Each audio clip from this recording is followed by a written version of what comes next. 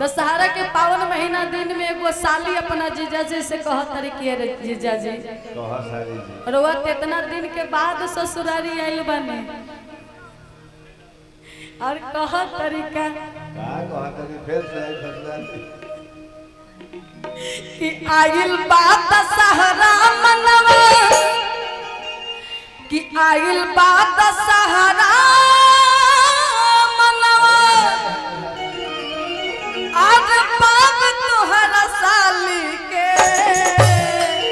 बाकी नहीं राजन भैया और हाथ झाड़ देना पड़ेगा थोड़ा सा ने कि आइल बात दशहरा मनवा आज बाप तुहरा साली के आ दर्शन करा दो जीजा मैहर वाली के दर्शन करा दो जीजा मैहर वाली के दर्शन करा दो जीजा मैहर वाली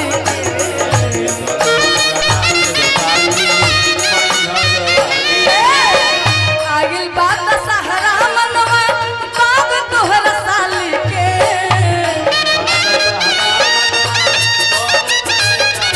आगिल बात दशहरा मनवा बाप तोहरा साली के। मेला घूमने खातिर इस गाने पे 100 रुपया मिला है बाकी गार्जियन के तरफ से मिला है हाँ? और ये इसके हाथ से तो लेने के ही नहीं मन कर रहा लग रहा कि उल्टे दे दे हम लड़का समझ करेगा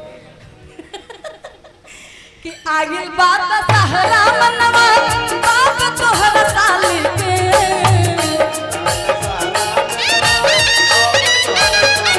आगिल बात दशहरा मनवा बाप तोहरा साली के दर्शन करा दो जीजा मैहर वाली के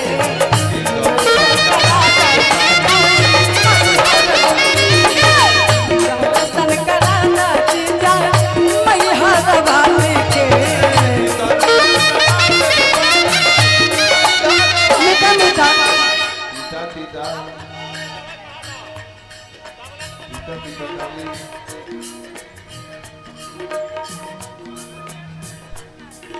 चेयरमैन साहब जी की तरफ से बहुत सारा प्यार आशीर्वाद है। राजेश कुमार राय उनकी तरफ से 500 रुपया का पुरस्कार है। बहुत बहुत धन्यवाद राजेश राय जी को। चला न घुमा बाजी जा मैहर वाली के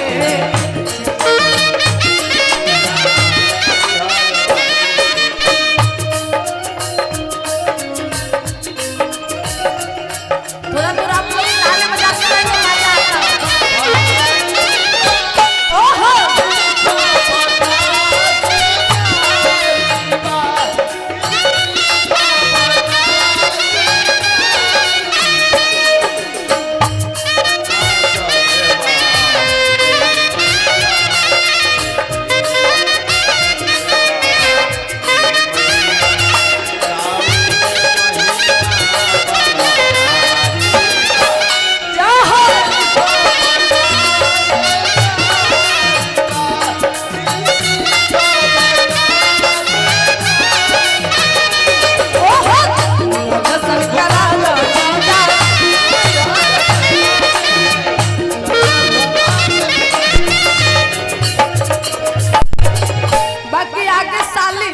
अपना जीजा जी से बड़ी सुंदर भाव में कहो तरीका ये छोटे बाबा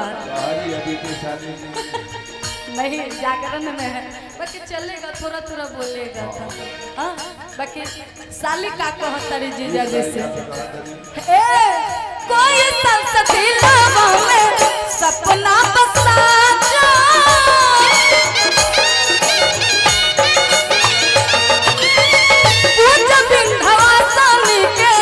जयती विंध्याचल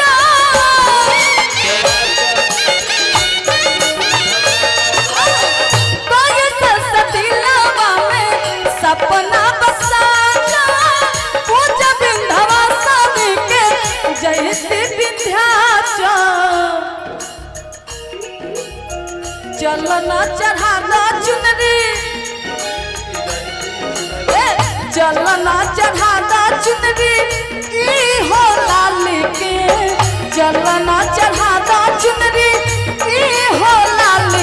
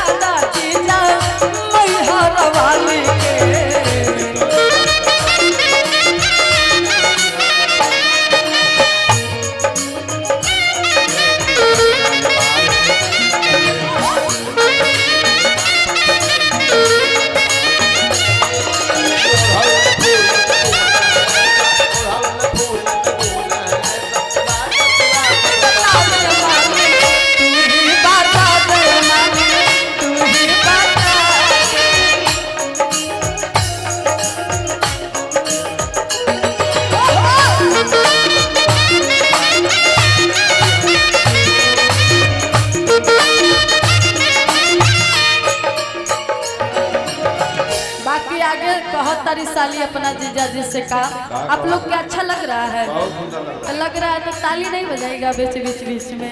अच्छा ईमानदारी बताइएगा किनके किनके पास साली है? हमारे पास है भाई। बस और कुर्सी पे बैठे हैं उनके पास साली है कि नहीं? एक भाभी 3 साली। देखिए वो चाचा जी बोल रहे हैं कि साली है नहीं है। बाकी साली बिना ससुराल बेकार होता है। हाँ? बाकी आगे जब लोकगीत के हम लोग चलेंगे तो आगे बोलेंगे। हमारे पास भी एक भाभी है 3 साली है। अच्छा एक भाभी है 3 साली है। 3 साली। हाँ आपका किस्मत खुल गया है। बाकी साली को हर तरीका बारा भागनी लिए में अइली हमरा गावे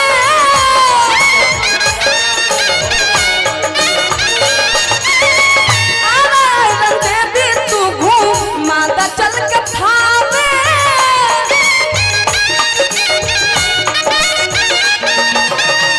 बारा भागनी लिया में अइली हमरा गावे आरा देवी तू घूम माता चल के थावे। और कह तरीका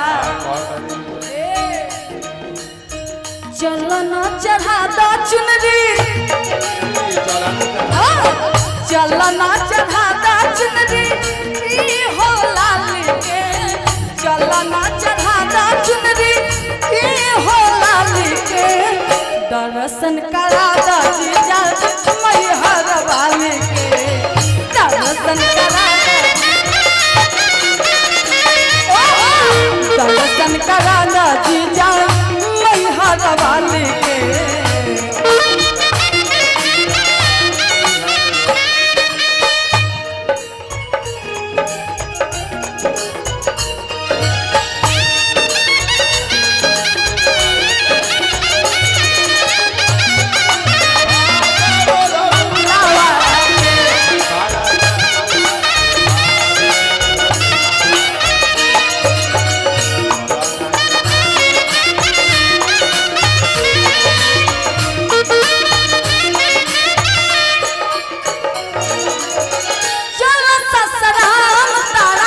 चंदी माई बारी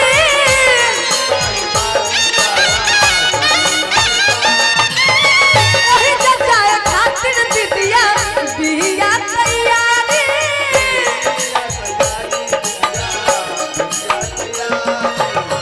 चलो ससुराल तारा चंदी माई बारी वही जाए खातिर दीदिया बिया तैयारी। और का जखम जितेंद्र टाइम जखम जितेंद्र टाइम आदित्य निकाल के जखम जितेंद्र टाइम आदित्य निकाल के कि जखम जितेंद्र टाइम। ये हमारे जख्मी भैया का गाना है जख्मी जितेंद्र जी का और बहुत प्यारे गाना लिखे हैं तो उनको यहीं से दिल से धन्यवाद। जय माता दी हर हर महादेव। बाकी साली को कि जख्मी जितेंद्र टाइम अरे दिल निकाल के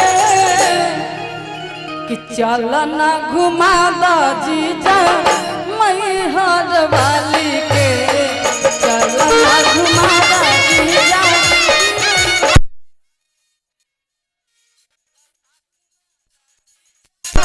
मैहर वाली के चलना घुमा दो जीजा मैहर वाली के चलना घुमा दो जीजा मैहर वाली के चलना घुमा दो जीजा मैहर वाली के। अगर अच्छा लगा तो बड़ा ताली बजा दीजिए। ये मेरा एल्बम का सॉन्ग है आप लोग सुन सकते हो और देख सकते हैं। तो आइए हम लोग गोपाल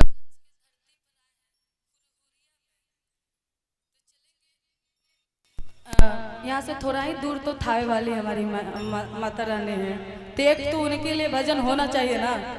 एक बार ताली बजाएंगे बोल सच्चे दरबार की थावे वाली मैया की। क्या बात है हो